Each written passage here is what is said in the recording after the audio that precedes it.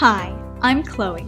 In this video, you'll find easy to follow instructions for assembling the Matrix 2 Plus office chair by Pago. So let's get started.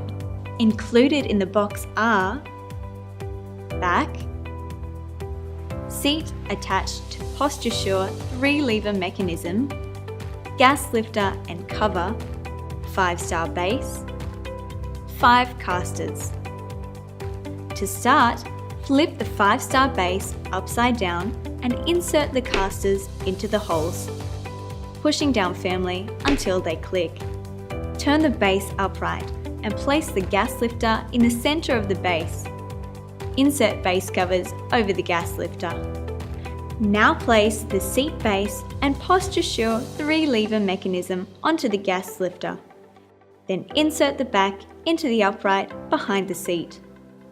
And there you have it, the Matrix 2 Plus office chair by Pago, proudly exclusive to Officeworks. Thanks for watching and congratulations on a great new addition to your office.